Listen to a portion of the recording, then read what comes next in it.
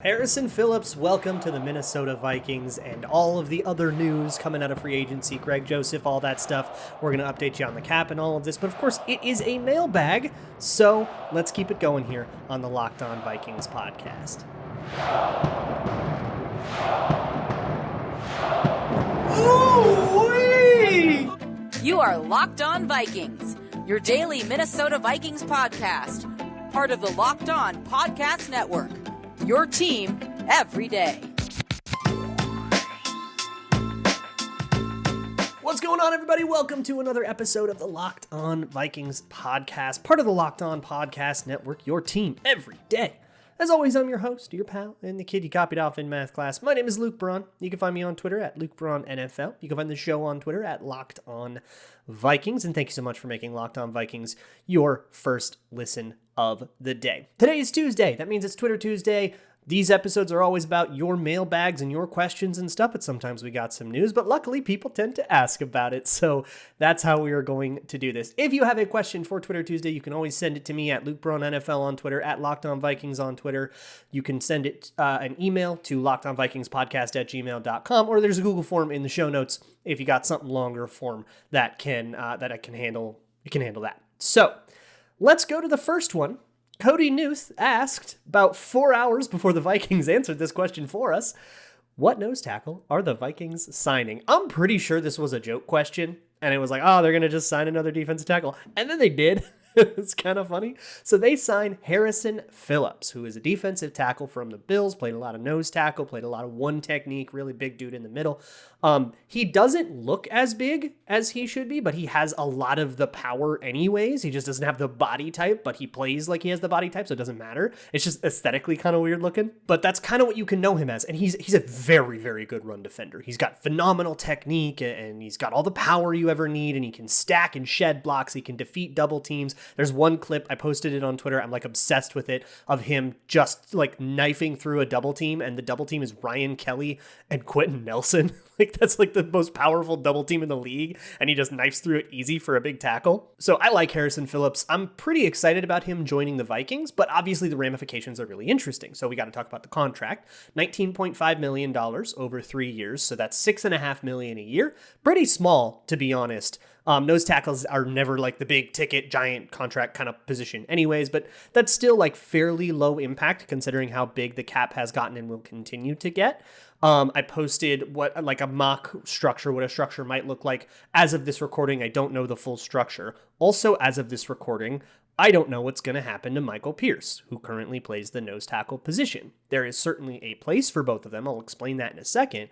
And if they are keeping both of them, there is absolutely like a logical thing you can do with that. I don't know if that's what they're planning, though. But that brings me to the next question, which comes from Nathan Holz, who asks, any idea why Vikings Twitter wants Pierce gone so bad? The man was unstoppable when he was healthy last year. So I just wanted to talk about some of the Michael Pierce like narratives. For one, I hear a lot of people say like he only played, I think it was 7 games or something like that. He's only played 7 games in 2 years, or was it 9 games, whatever it was. But 2 years is like a really bad faith way to put it, because in 2020 he opted out due to COVID because he has asthma, and he got like the more understandable version of the opt-out stipend, the like you have a reason kind, because asthma is like a true reason to opt out. He did not get paid. So his contract didn't happen. It basically just existed in a limbo, and he didn't count against the Vikings cap or anything that year. The whole contract just told, which means it just got delayed. It just kind of got suspended in midair, and then it resumed when he came back. So he has played 1 year of his deal. He is going into the second year of a 3-year contract right now. So 2 years, whenever I hear somebody say that, I know they're kind of more interested in making a point than they are in being right. So I just want to caution, like, he hasn't been here for 2 years in any tangible way. He has been, I guess the Vikings have owned his rights, but 2020 just doesn't count. So he's been here 1 year, and in that year, he hurt his tricep. I think he tore his tricep, and then he tried to come back from it too early and re-aggravated it. So I don't know if that's like an injury history or if that's a bad situation. And by the way, there's a lot of talk about Eric Sugarman and maybe pushing people back from injury too early, and Mike Zimmer doing that and stuff. So I don't know if holding that against Michael Pierce is particularly correct. I mean, it's super like scummy, and I would feel really gross doing it, but I don't even know if it's true. So I love Michael Pierce, and like Nathan said, he's a beast when he's on the field. Like, he's absolutely phenomenal. If you think Michael Pierce doesn't have an impact when you're on the field, I beg you to go look at it again and really watch him and watch how the offense responds to how immovable he is and sometimes how good he is at penetrating and getting into the backfield, especially on run plays. But yeah, I just wanted to like address those things. I don't know what the Vikings are going to do with him as of this recording. Chris Thomason has reported that he is that he has made a decision based on his contract, and it sounds like they're trying to get him to take a pay cut, and he has made a decision, pay cut or release, and he's like decided on that ultimatum. But as of this recording, the result of that hasn't been announced. I don't know what's going to happen to him, so we'll catch up on all that tomorrow. But let's continue with the mailbag. The next one comes from Cool Vanilla, who asks, are the Vikings still over the cap? Cool Vanilla definitely asked that after or before anything else happened. The other news of the day was that Greg Joseph got tendered. So he has it's like a little over $2 million, and he will probably be the kicker next year. So there's that. There's not a lot to say about it. I thought he had a fine year. I would still bring in like undrafted free agent competition just because I think that's always a healthy thing to do. But I guess he earned a first right of refusal tender. So other teams can sign him away. But the Vikings would get a chance to match if they want. But somebody could come in and say, nah, we're going to sign Craig Joseph for $10 million. And the Vikings can say, well, we actually would love him for $10 million anyways. We'll do that. Or if they're like, that's way too rich for our blood, you can have him. It's all up to the Vikings. That's what a first right of refusal tender is. So it's a madhouse out there.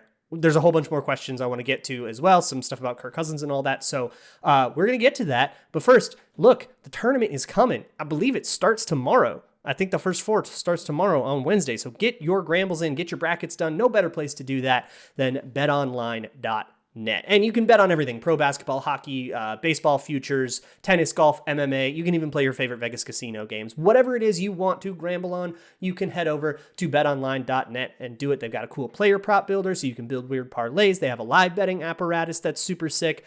Go over there and do it. That's betonline.net, where the game starts. Thanks again so much for making Locked On Vikings your first listen. Hey, it's Tuesday. That means you can find me also on the Locked On NFL podcast. Go check that out on YouTube if you're the video watching kind of person.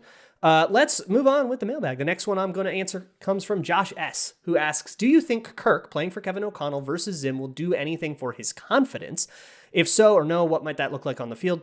This is the pitch. This is the entire premise of hiring Kevin O'Connell and keeping Kirk Cousins, is the idea that, look, the coaching wasn't there. We're going to get him better surroundings. We're going to get him a better environment. We're going to have somebody work with him a little bit better and see if we can't get better play out of him. I have my skepticisms, but like, you can't say definitively. I mean, of course, I'm going to give it every chance in the world to see if they can't prove me wrong come time of the season. What that might look like on the field is a more aggressive Kirk Cousins, a Kirk Cousins that utilizes his awesome arm strength all the time, and, fewer conservative things, less meat left on the bone is the way that I'll put it, and ultimately a more explosive offense if he can get that confidence back. And yeah, that's the whole point of hiring Kevin O'Connell, is because he's purported to be the guy that can get that out of him. We'll see if it works out. Zachary Foles asks, compare your final picks from the big Locked On NFL Draft podcast and compare them to what the Vikings actually chose and see if you did better or worse. Okay, so I'm not going to go look it up because the only one I remember was the 2020, and I traded up for Henry Ruggs. If you're unfamiliar, the Locked On Podcast Network does the ultimate mock draft every year, where every Locked On host for every team gets together. We do a big mock draft. We make a big thing out of it. And in that, I actually traded up for Henry Ruggs in 2020 instead of sitting back and taking. I actually don't think I would have gotten Justin Jefferson. I think he would have been off the board in my mock. But that wouldn't have worked out, huh? I'm pretty sure they did better than me there, taking Justin Jefferson. And then in last year's, I took Kwity Paye, who I'm still a big fan of, and I'm never going to quit him. I loved Kwity Paye. He was like my favorite dude in the whole draft coming out. So I took Kwity Paye really confidently, and I really liked that. And I think I would call it a wash so far. It's a little too early to tell. Jordan Barrett asks, would you have rather kept Zimmer and Spielman but traded Kirk, or have Kwesi and O'Connell and extended Kirk?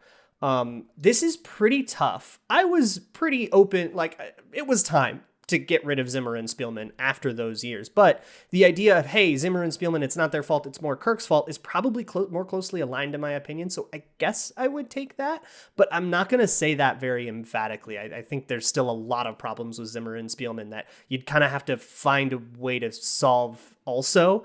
And I don't feel like particularly confident, but I guess I would take that based on kind of the comments that I had at the time. Cole Carter asks, do you see the Kirk Cousins extension as a homegrown discount? I feel like he could have gotten a lot more than what we gave him.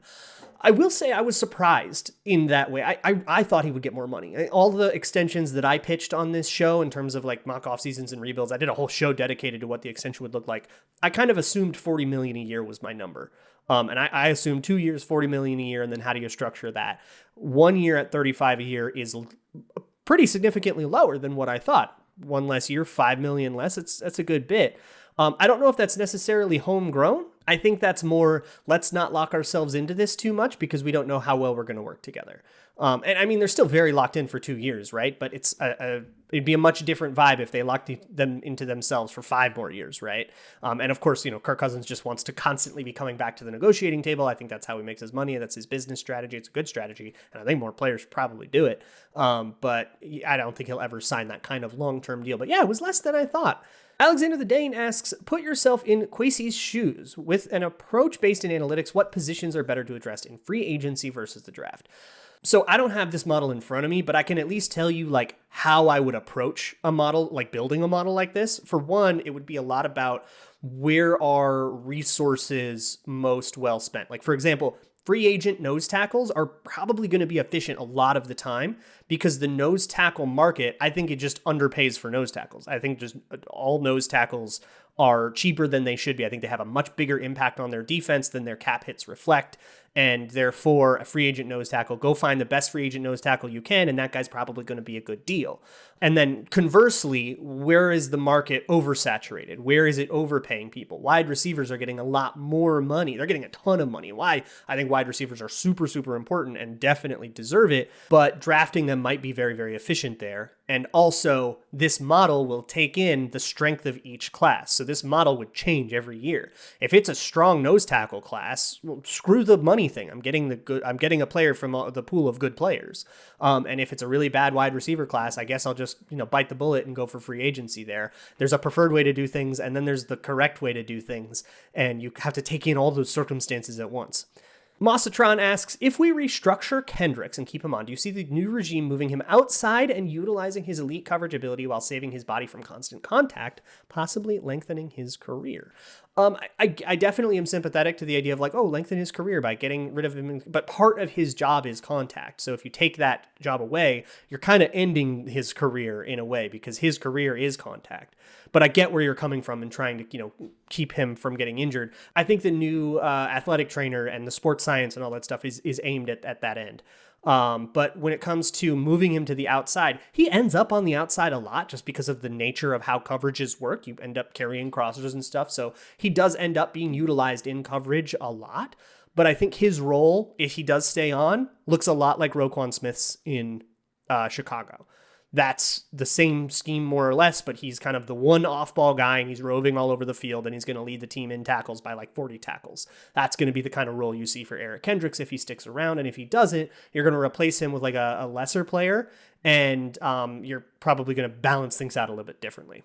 Quick update before I get into the next question. As I am recording, Ian Rappaport reported that the Vikings they do intend to release Michael Pierce. So they're essentially 1-for-1 replacing Michael Pierce with Harrison Phillips. I feel a lot less excited about that. I gotta go look deeper into Harrison Phillips. I don't know if I have a very fleshed out opinion on which player is better. Harrison Phillips is certainly cheaper, but I'm not a big fan of getting cheaper but also getting worse. You can't put cap space on the field. I would much rather have a better expensive player than a worse cheap player.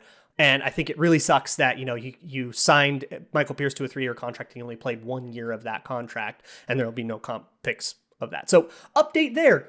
We love recording during flurry of live news times. Cap wise, it's a little closer to a 1-for-1 replacement. I don't know the exact details of the Harrison Phillips contract, but releasing Michael Pierce saves like $6.5 million or something like that. And I believe the first year cap hit for Harrison Phillips should probably be lower than that unless the structure has something weird in it. So they will overall save a little bit of money this year and save a decent amount of money next year. And then there's a 2024 year on the Phillips contract that wouldn't have been in the Pierce contract.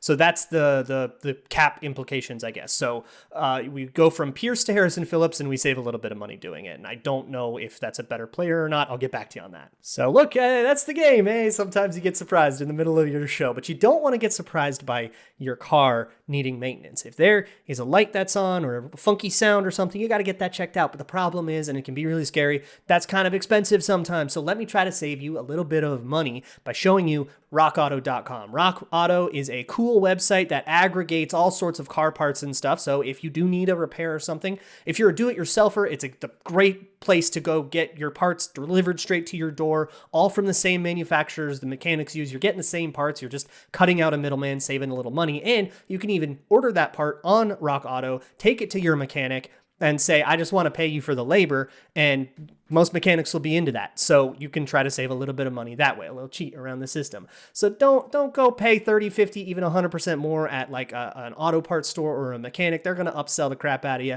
Just go to rockauto.com, enter your make, year, and model, get whatever it is you need for your car, and you'll probably save a little bit of money doing that.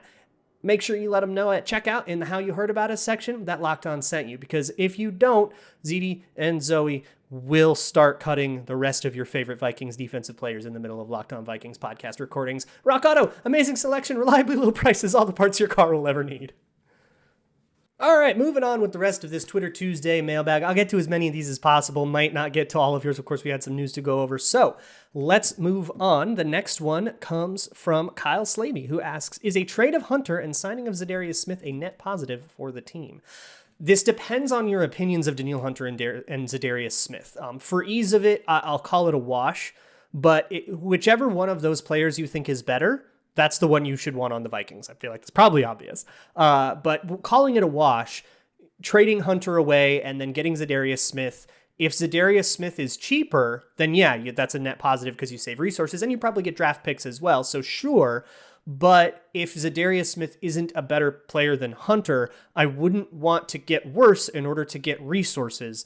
That's the opposite. You want to spend resources to get better. I don't want to, sink backwards in that way. Chris asks, if you could pick one right now, Vikings player to have an hour to get deep into the weeds on a subject that can be but doesn't necessarily have to be all about football, who do you pick? So the first one that came to my mind is Kirk Cousins, and it's just because I have no authority, I have no confirmation of this at all. My read on Kirk Cousins is that he's the kind of guy that would have a 3-hour conversation with you about like gut bacteria for no reason. Like he just seems like the kind of guy that would just like willfully get deep into the weeds, and it would be kind of fun. So maybe Kirk, that would be kind of fun. I would love to ask Kirk about like Bible theory. I'm not a religious guy, but I revere religion is, I guess, the way that I put it. And I would love to talk to him about it.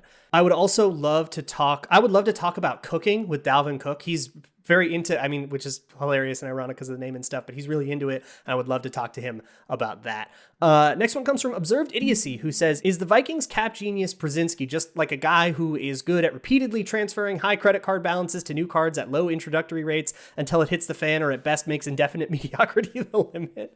That's kind of the strategy, but he's very aggressive in that strategy and other teams are too scared to do it. And he's very good at figuring out that puzzle, that math puzzle. The other thing is, if you want to use the credit card analogy, these are 0 interest loans. 0%, you never have to pay a cent of interest on them, which if you like talk to a Wall Street guy and say, what if you could take out a loan with 0 interest? Would you do that a lot? They'd be like, oh my God, I do it all the time. So yeah, like you've uncovered his strategy, but he uses that strategy to greater effect than like other guys around the league, except for a few select teams. Caleb Goldsmith asks, if Kirk plays well this year, how many years do you think they add to his new deal? Okay, if Kirk like balls, let's say like MVP, right? Let's say he gets MVP. It's like going to be like a bona fide 3-4 year deal, right? You have to. You're going into a contract year. He's coming out. Let's say they win the Super Bowl. It's like a Joe Flacco situation. You gotta, right? So yeah, of course, I think they would add a bunch. Exy asks, do you see the Cousins extension being the same on how the Chiefs did Alex Smith, then trading up to the right quarterback? And I'm going to answer two at the same time here, because that kind of brings me to the next one, which is from George, who asks, with Cousins presumably back, I got to thinking, where do the Vikings land in terms of quarterback strength in the NFC, and would it still make sense to draft a quarterback in round 1 to develop under him? So kind of, I guess, would be the way that I put this. I think And that was kind of the thing when the Chiefs had Alex Smith, they could kind of afford to be a reasonable team until Patrick Mahomes came along. They could wait until they got their guy. They didn't have to take a quarterback this year, which to George's question, do you take a quarterback in round one? Not this year, because there isn't that quarterback. But next year, there's a couple quarterbacks that might be that guy. So you take a quarterback round one next year, whether you're extending Kirk or not, right? Like you should go try to get your Patrick Mahomes. But I think my take on drafting a quarterback has evolved to like, take the guy you're in love with and do whatever it takes to set yourself up to be able to take that guy. And if you have to bridge over some years in the meantime, that's fine. But go get your dude, whether he's available this year, next year, or the year after, shouldn't stop you from getting the guy you want. Don't get the guy that's there, get the guy that you want. And then where they stack up in the NFC in terms of quarterback, I like Dak Prescott better. I think probably Matt Ryan's better. Aaron Rodgers, of course. And I don't remember any of the other quarterbacks. The NFC's in like a really bad way in quarterbacks. I probably wouldn't take Fields yet over Cousins. He hasn't realized any potential. Jared Goff sucks. It is likely-ish that Deshaun Watson becomes an NFC quarterback. So, like, stepping onto the field, a Deshaun Watson-led team would have an advantage. I don't want Deshaun Watson, though. I would rather have Kirk Cousins because of the off-field stuff. And I guess you got to give it to Matt Stafford, who now has won a Super Bowl, even though I've always kind of seen those two as, like, vaguely similar qualities of quarterback. I don't know where that puts him. I'll call it sixth, I guess, in the NFC, something like that. Jerk Chicken asks, why is it called free agency when everything is so expensive? At freedom of labor, man. The freedom for the worker to move around. All right, comrade? Landon Renly asks, what is the fastest time for a podcast you've put out to become outdated? Maybe this one. It became outdated in the middle of recording it. But, I mean, that's happened a couple times. But maybe the first one I ever did on Locked On Vikings, the first episode. I was like, hello, welcome. I'm Luke. This is a little bit about me. Let's talk about. And it was at the end of the 2018 season was when I started. And I was caping for John DeFilippo, which I know. Sorry. Might be on that one. And the day I put that episode out was the day he got fired. So I put out an episode that was like, John DeFilippo, don't fire him. He can still be part of the team. They're in the middle of a playoff run. Don't do it. And like 4 hours after it released, he got fired. So that's a big old a black mark on the record for this guy. Next one comes from Skull Life, who says, which linebacker is more important in the 3-4, Barr or Kendricks? Probably. So the Sam linebacker is probably more important than the Mike linebacker because that guy needs to be a little bit more versatile and have more capability. But both are particularly important. However, player to player, I mean, Kendricks is probably more important because he still has all of his athleticism and Bart doesn't. Andrew Grill says, I am lost in the sauce. Do you see the Vikings moving up for a defensive impact player such as Sauce Gardner, or stay put and draft the best defensive player available that falls to us? Yeah, so if you want to look for trade-ups, look for talent cliffs. So if there were 4 really good defenders and all the mock drafts had them all running out in the top 10, that's when you would maybe want to trade up to get one of them because the next wave of guys is that much worse and it might be an efficient way to use capital to go get a much better guy. With Sauce Gardner and all the defensive players, there are so many of them that you can get a very good one at 12 if you want without having to trade up. So I don't think that they will. I don't think that they should at least. But it depends on the board. In other drafts, I might answer that question differently. Squall All Day 27 says, what happens in the unlikely scenario that Kirk gets a season-ending injury game 1? How do the Vikings react and what happens next year? Probably becomes a Kellen Mond year, I think, and it just sucks. You probably just don't win a lot of games, and it becomes, the let's evaluate Kellen Mond year. Be a big unknown and kind of a weird thing. Kind of like, with Davis Mills and the Texans. I mean, teams have limped through with a bad backup quarterback, and then they win 5 games, and you go, shoot. I remember that one time Kellen Moore was the quarterback for the Cowboys for a whole year. They won 3 games, and they drafted Ezekiel Elliott. It'd be that kind of year. Drinker of Purple Kool-Aid asks, change one play in Vikings history. What would it be? I thought about this a lot. There's a lot of plays. I think about the Darren Nelson drop in 1987. Maybe they could have gone to the Super Bowl that year if Darren Nelson catches that. Although the Darren Nelson drop only would have tied the game, so they would have had to win in overtime. I'm thinking the Favre interception. You might think the Blair Walsh kick or the Gary Anderson kick, sure, but the Favre interception for me is, I'm being selfish here because I was older for that and I remember it better and it hurt me a little bit more. So I say Favre doesn't throw across his body and instead he scrambles to get the Vikings into field goal range and they kick the game-winning field goal. They go to the Super Bowl in, I believe it was Miami that year, and play against the Indianapolis Colts. That's the play I would change. Peter Larson asks, do we have free will? If so, why do I choose to be a fan of this team? There's nothing you can do about it. No, you don't have free will is the answer to that. Nope, it's all predestined and you are destined to hurt. Ragnar's Ghost asks, what would it take for you to support drafting a punter? I'll never do it, and you're disgusting for asking me, you disgusting freak. Alexis asks, hey, what do you like in your coffee? I'm a black coffee drinker, but if I do, sometimes I'll go for like a super frilly latte. Like I'll do like a caramel latte, Starbucks, disgusting sugar mess thing. Sometimes I like it as a treat, but most of the time I drink my coffee black.